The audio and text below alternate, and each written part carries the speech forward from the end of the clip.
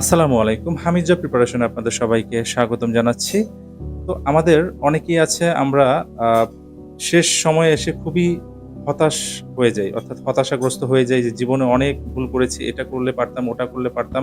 এই ধরনের এক্সকিউজ গুলো দিয়ে আমাদের আ যে আপকামিং যে ডেজ গুলো আছে সেগুলোকে আমরা আরো নেগেটিভিটির মধ্যে ভরিয়ে দেই। তো সেক্ষেত্রে সেটা কিন্তু নিজের আ ব্যর্থতা ছাড়া আর কিছুই না। এই এক্সকিউজ গুলো যখন আমরা দেই। তো সেক্ষেত্রে আপনার হাতে স্বল্প সময় থাকতে পারে। সেটা হতে পারে ১ বছর, ৬ মাস, ৩ মাস, ২ মাস। তো আপনি মনে করছেন যে এই স্বল্প সময়ের মধ্যে আমার দ্বারা কি সম্ভব?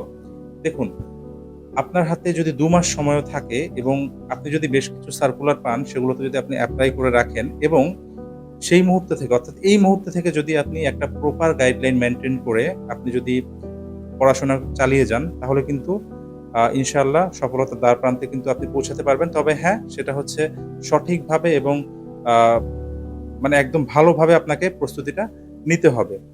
তো সেক্ষেত্রে গুরুত্বপূর্ণ জায়গাগুলো অর্থাৎ যেকোনো বিষয়ের গুরুত্বপূর্ণ জায়গা এবং গাইডলাইন এবং রুটিন এই সব কিছু আপনাকে সবসময় ফলো রাখতে হবে।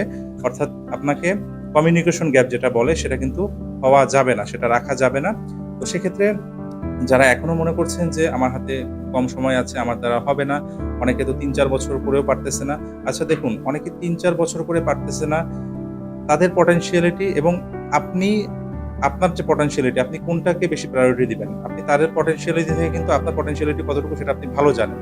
আপনি যদি এই চিন্তা করেন যে আমার দ্বারা হবে এবং আমি পারবো, তাহলে কিন্তু আপনি ইনশাআল্লাহ ভালো কিছু করবেন। কিন্তু আপনি অন্যদের চিন্তা করতেছেন। অনেকেই আছে আমরা অন্যদের চিন্তা করি যে তার দ্বারা এতদিনে হচ্ছে না, আমার দ্বারা হবে না। এগুলো সম্পূর্ণই হচ্ছে একটা নিজের হচ্ছে ব্যর্থ একটা এক্সকিউজ। তাই এই ধরনের এক্সকিউজ গুলো কখনোই নিজের প্রতি দেয়া যাবে না। তো সেটা পড়াশোনার ক্ষেত্রে হোক অথবা যেকোনো ক্ষেত্রে। তাই আমি বলব অর্থাৎ যারা এখনো হতাশাগ্রস্ত আছেন, যারা এখনো হাল ছেড়ে দিয়েছেন এবং অথবা যারা চাচ্ছেন যে নতুনভাবে শুরু করবেন, তাদের হাতে যদি কম সময়ও থাকে আপনারা জবগুলাতে অর্থাৎ এপ্লাই করে রাখেন এবং এখন থেকে ভালোভাবে একটা গাইডলাইন নিয়ে পড়াশোনা শুরু করে দেন। সবার জন্য শুভকামনা থাকবে। আরেকটা কথা সেটা হচ্ছে আল্লাহ তাআলা কিন্তু পরিশ্রমীকে কখনোই খালি হাতে ফেরান না।